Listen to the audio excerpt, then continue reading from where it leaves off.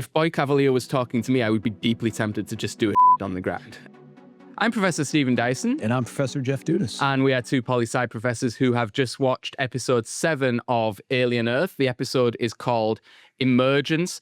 I think a really enjoyable episode. I thought a real return to the core thematics of the show. An episode that was 15 minutes shorter than the episode a week before, and yet but felt much more, I don't know, deliberative, contemplative with its themes. You know, it was shorter, but it felt less rushed than the episode before. I'm really delighted to have this episode in the bag and really excited to talk about it. I thought this was a real big comeback this week. We talked a lot last week about how disappointed we were in episode 6. And how we had developed these kinds of growing concerns that the show was going to lose its distinctive kind of thematic focus and its really strong and yet subtle capacity to develop themes over the course of the storytelling. And I agree completely. This was a much better episode. It was by far the shortest of the season's episodes, but it didn't feel rushed. It felt like a lot of storylines came to a very nice and appropriate conclusion. But at the same time, there's a bunch of really interesting themes that get carried forward and sometimes introduced in ways and in characters that I hadn't really anticipated seeing them. So I'm very happy with this episode, and I'm pretty excited to see how it finishes off next week. Yeah, really strong penultimate episode. I think we have sort of isolated maybe 3 main themes that were going on in this episode, all of which have been sort of alluded to, you know, in the series so far, but are maybe more fully developed. There was a strong theme of kind of family and growing up, the two connected things there. I was really interested in the introduction of a new liminal or boundary crossing category of creature, which is the ghost. So I think we want to talk about that. And then there was a revelation about the kind of hierarchies of intelligence that's going on with the civilizations, with the eyeball monster rather spectacularly demonstrating that it understands pi and has multiple ways of expressing the particular equation that's at the core of that. Right, and also multiple ways of engaging with human beings that it finds to be beneath it. Yeah, and I have to be honest, if other intelligences that it finds to be beneath it. If Boy Kavalier was talking to me, I would be deeply tempted to just do it on the ground. I mean, he does have that kind of effect on me anyway. Well, it's a very it's his basic mode of interacting in the world, right? He's arrogant, he is dismissive and disrespectful of his interlocutors, and so he does the exact same thing with the sheep/eyeball monster, I guess, and the sheep eyeball monster responds in ways that feel very satisfying. Yeah, 100%, absolutely. So we'll get into that. In terms of the kind of first theme here, sort of family and growing up, Nibs and Wendy in particular, on Nibs and Marcy, this is very interesting. The kids, the decision of the show to use the children's real names versus their sort of Peter Pan names is really interesting and I think deliberate. And for almost this whole episode, Wendy is back to being Marcy, which is surely critical. She's like shaking off the kind of Boy Kavalier imposed, you know, fantastical construct on her. But Nibs and Marcy, I think, undergo different types of awakenings of growing up in this episode. Nibs, it turns out, cannot be sort of easily reprogrammed. No. And it was actually a catastrophic error or decision to try and erase part of her memories. Right. She's gone psychotic. Yeah. Didn't Dame what's her name say that actually the danger here is you're gonna kind of chip away at the functioning psychology? Yes, I think so. Yeah, and so, but this makes perfect sense, right? This is how a human consciousness you imagine could possibly respond when vast portions of it are manipulated, or in this case, erased. And the realization of that, which Nibs realizes last week, makes her very clearly unstable, right? Which is she is kind of throughout this episode. And her character arc is really, I think, very interesting. So Nibs is undergoing this transformation. Of course, the more unstable Nibs becomes, the more attached to her and the more protective Wendy/Marcy becomes of her. Yeah. And the more that Marcy/Wendy is identifying with her. And this is the other thing you say that's kind of crucial over the course of this episode. We saw it start to emerge last week when Wendy learns that Nibs' memory has been erased. And So the first time we kind of see Wendy this week, she's discovering that Toodles/Isaac is essentially been murdered, right, by the alien. And he's called Isaac. He's not referred to, I don't think, as Toodles at all in his moment of in the aftermath of his death, which just shows deliberately reminding you actually this was a human child. Only when Kirsch is explaining what has happened to him to Boy Kavalier, who doesn't either refuses to accept Isaac's new name or just doesn't know, right, or doesn't care. Well, right? Isn't it that Kirsch says Isaac, that's Isaac? Yeah. And Boy Cavalier's like, what? Gives and a it's quizzical look. Toodles. Yes. And in that moment, right, there is no empathy, right, that is shown by any of these characters for Isaac. And Wendy sees this, right? She understands this, and it's this dawning realization. They do not see us as subjects or as people or as things that have agency and that have, by right, some kind of sense of autonomy. They see us as objects, as things to be manipulated, to be erased, to be placed in situations not of their doing. It is, again, what we talked about last week, this dawning sense that she is existing and that all the lost children are existing within a context of unfreedom and effectively oppression. The one character, right, that she holds out hope for is her brother Joe, right, because she believes that Joe sees her as his sister. And what's devastating, I think, for her this week is that she realizes that he does not see her in that way. He believes that his sister, Marcy, is dead, and he doesn't really know quite what to make of Wendy, it's clear. But what does become clear is that he does not see her as his sister, right? He sees her as some kind of strange hybrid that maybe thinks like his sister, but is not, which points us back to what is the connection between body and mind, between corporeal, physical sense and emotional, cognitive ability. How do those things work together? And what happens to familiar relationships in this context? Can people actually live forever, right? Or is there something essential about the interaction between the body and the mind, the body and the soul, so to speak, that makes one fully human? And I think the show is proposing that is essential, or at least it is in Joe's mind. And it's when Wendy realizes that she, if there were any stars left in her eyes, so to speak, about Joe seeing her as his sister, I think they fall at that moment.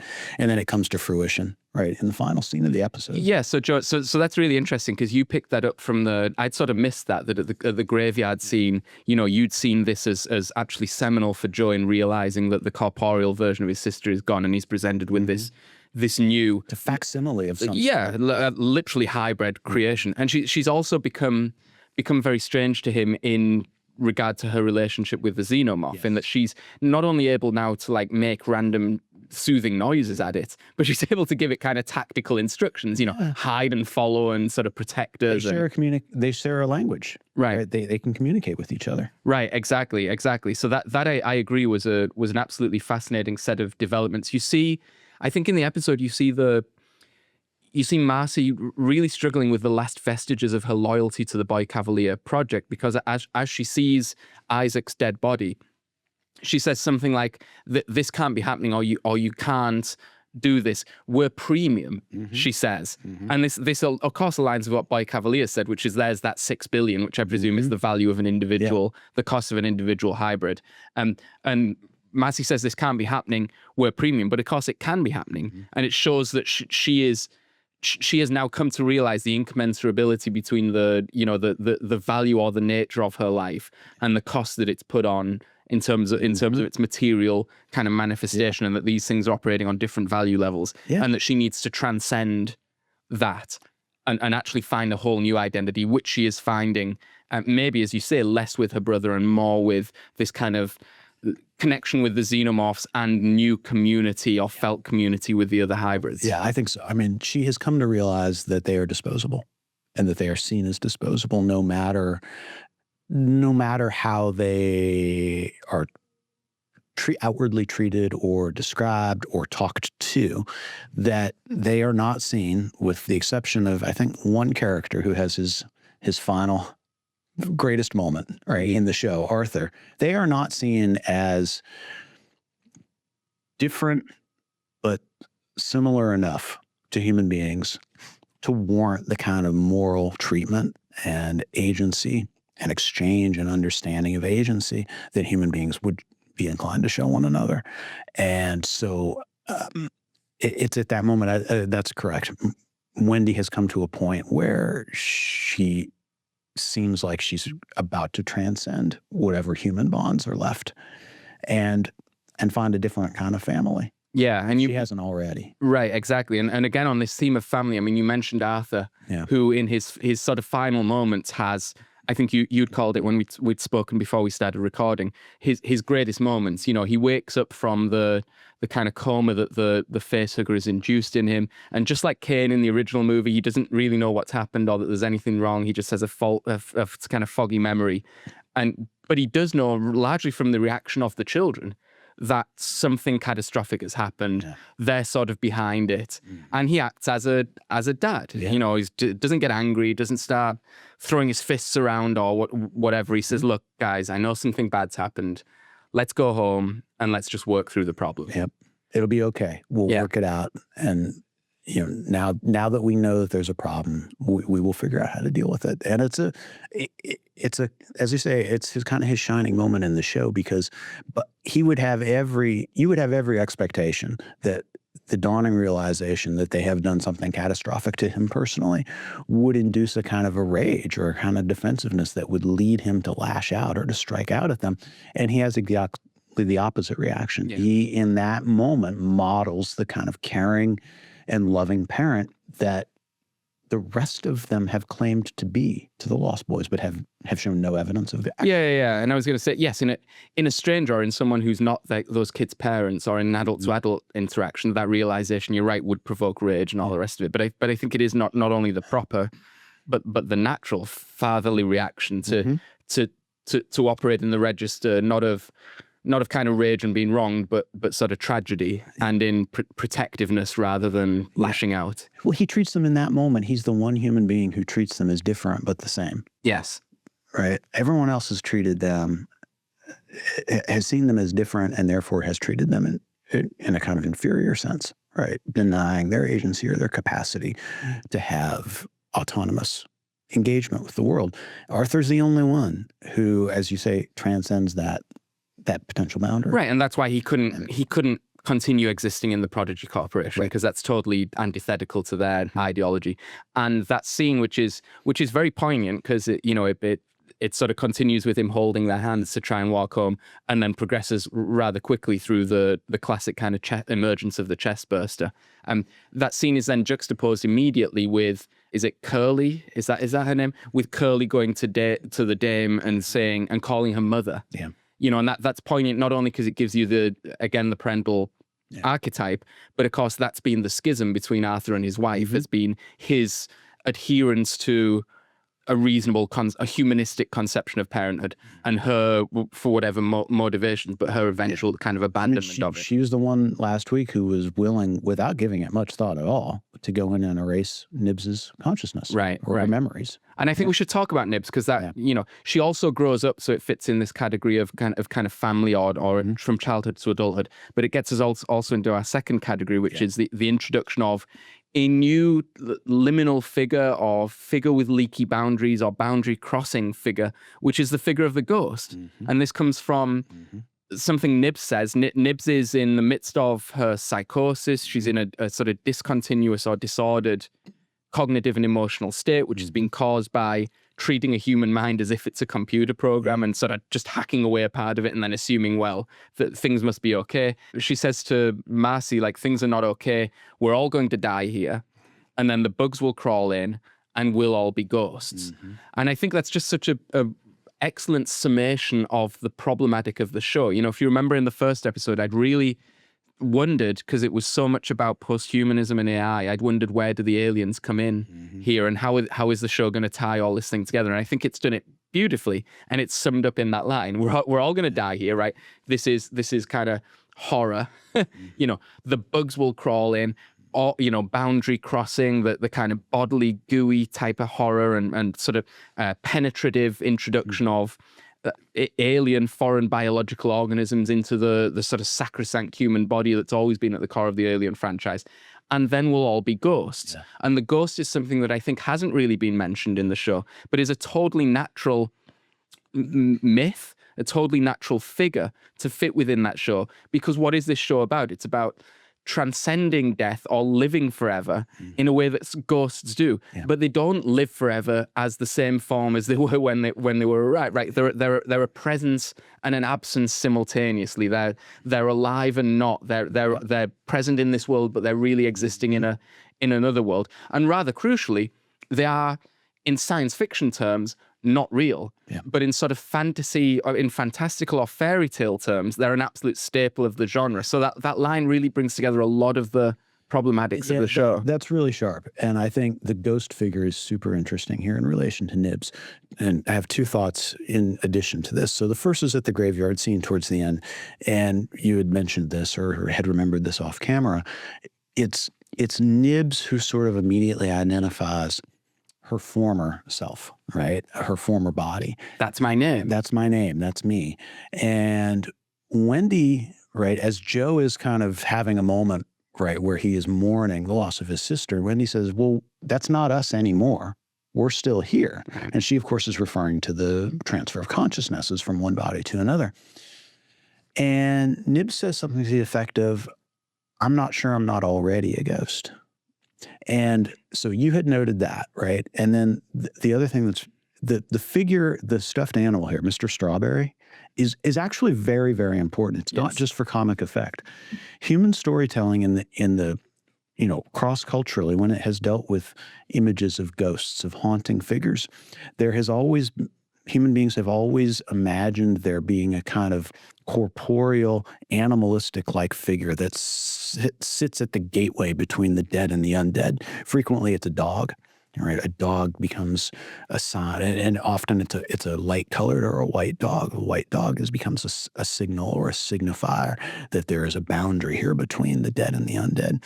And in this show, it's Mr. Strawberry. Right, that is the link. Right, it's Nibs's link between the two worlds, back to her former self, and then also with whatever she is now, right, as a lost boy.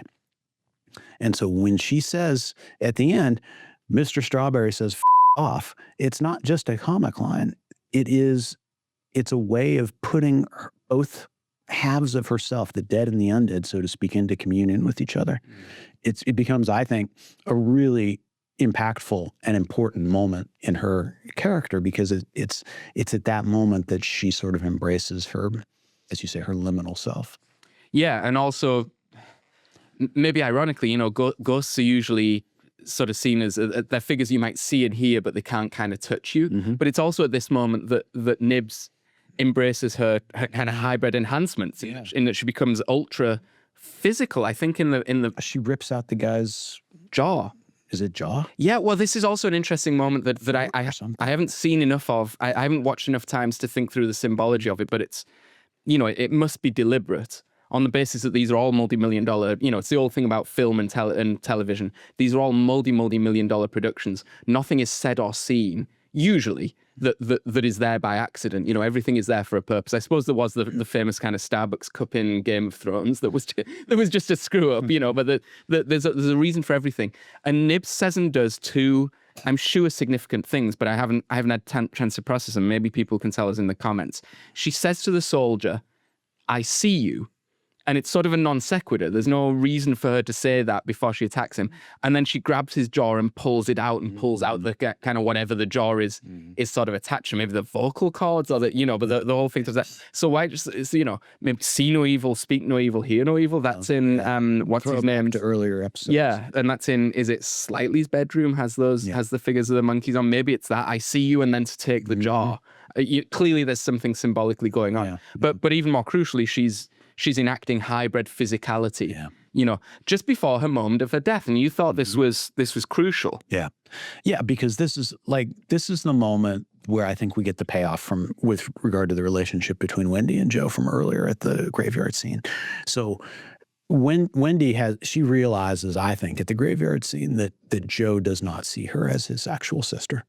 That the payoff is in the final scene, on the boat scene, where Joe chooses to, he chooses essentially to ally with his humans who are hunting him, right, and his sister, rather than allow Nibs to kill one of the humans. So he has made his choice in that moment between the synths and humans. That is what I think consecrates Wendy's dawning realization that not even my brother sees me as a being who is his sister, who is deserving of the same kind of love and care that the human sister, the human version of me, was deserving of.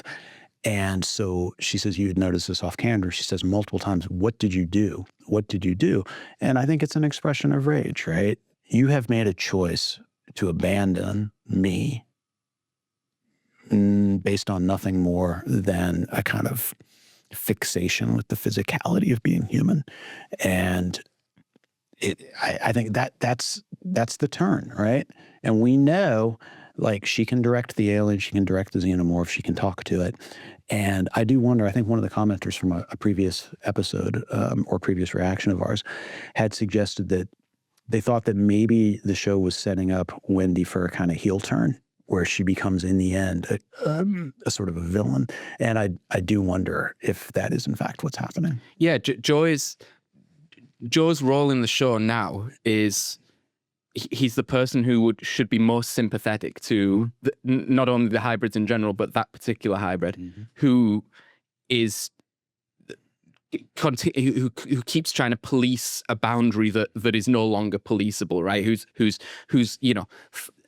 staying with his kind of species allegiance, and what he's alarmed by is Wendy's transformation into a hybrid and her allegiance now with the xenomorph. And it is very interesting. I wonder if one interesting direction the show could take that would be interesting, sort of theoretically, would be, is Wendy's turn the heel turn, the turn to the bad, or is she actually the sort of forerunner of a sort of more pan-species kind of unity? I mean, this was the old, I've been very interested in reading this show alongside Donna Haraway's notion of kind of cyborg politics, which is all about sort of leaky boundaries and post-humanism and so forth. And Haraway is seen as a figure who finds her route to utopia by diving straight into dystopia. Yeah. So Haraway's famous sort of, political stance is she's a feminist, and she sees the route to feminism as going through the cyborg, as going through the kind of breakdown of the traditional barriers which had reinforced a sort of, patriarchy and so forth. And then what will emerge at the other side will be different, but that doesn't necessarily mean bad. It can be a greater unity. And in her politics, that's a feminism, that's a breaking down of a gender hierarchy, but it could be the breaking down of other hierarchies as well. Yeah, I mean, that's a great point. And maybe so it's not so much that Wendy's going to take a heel turn, but that she will become the sort of the hero, but in a way that's different than what we expect, right? How surprised are we going to be at the end of next week's episode when, as the famous Flight of the Conchords song goes, when all the humans are dead. Yes. And that it's Wendy who's kind of leading the way to a new, more shining moment. Potential moment of emancipation. There was a commentator who wrote on our last video who said he wonders whether Weyland-Yutani is getting ready to nuclear island, which would be, I think, an excellent ending. It would give the show the kind of self-disassembling quality, getting rid of all this, so allowing the franchise's continuity to continue. It would also be a beautiful callback to the moment in James Cameron's Aliens where Ripley says, let's take off a nuclear site from orbit. It's the only way to be sure. And I would love it if someone in Weyland-Yutani says, just nuke it. It's the only way to be sure, and let's erase this from kind of history. All right, last thing we want to talk about maybe pretty quickly is the eyeball monster here, which takes a stupendous step forward here. The step of a sheep, actually, stepping on a metal crate. Boy Kavalier has been just fascinated by this monster from the start. He's far more interested in the intelligence rather than the kind of physical qualities. Weyland-Yutani obviously wanted the xenomorph because they like its hostility and its bioweapons potential. Boy Kavalier is obviously someone who, even more than money, is interested in forms of intelligence and novel forms of intelligence. That's why he's interested in himself not growing up. You know, the boy who never grew up because he thinks children's minds are the ones that can carry things forwards. Yeah. That explains the specific instantiation of the hybrids and the neuroplasticity that's necessary in children. Different forms of intelligence are fascinating to him. And he figures out, actually, maybe I should ask the eyeball monster if it knows pi. All advanced civilizations, it hasn't occurred to anyone else to ask this, and he gets his answer. Yeah. The eyeball monster does know pi, and it knows how to, educate Boy Kavalier in his rudeness and the impertinence of the question. Yeah, I mean, it's a great moment in the show, and it leaves us with a little bit of a cliffhanger for next week, which might be a useful way to kind of conclude. Boy Kavalier now is so enchanted with the eyeball monster that he wants to insert the eyeball monster into a different body. Into a human. Presumably into a human. And he says, I know just the perfect specimen. Who is the perfect Who is specimen? Is it him? Is it Joe? Right. Yeah, is it? Yes, he offers some candidates. He said maybe it should be one of these mold scrubbers, because they would be kind of lower IQ, and that would form the differentiation. But yeah, I mean, I still think the obvious ending of Boy Cavalier's story is to be infected with the eyeball monster. And this sort of raises a tantalizing possibility of, perhaps deliberately. What if he discovers the eyeball monster doesn't just know pi, but is substantially more advanced than that, and maybe more advanced than him. And he then expresses the desire to become sort of another one of the show's chimeric creatures and hybrid creatures, and he sort of invites the eyeball to possess him. Yeah. Maybe he's sort of facing a sticky end, and he determines the way out of this is actually to be infected with the eyeball monster, because they're not going to kill me while I'm infected, or who knows? But I think there's a lot of delicious possibilities as to what could be going on in what is going to be going on in episode 8, which is going to be the season finale, which I'm now very excited about. I'm super excited about it. I think there's a real chance for this show to stick a landing and to actually be elevated into a pretty high tier of this type of television, this type of storytelling, and just the boundary crossing and the genre hopping is, I think, really original and really challenging, difficult to follow. You have to accept that it's not kind of hard sci-fi, but if you do, there's rich rewards here. Yeah, I agree. Okay, and on that bombshell,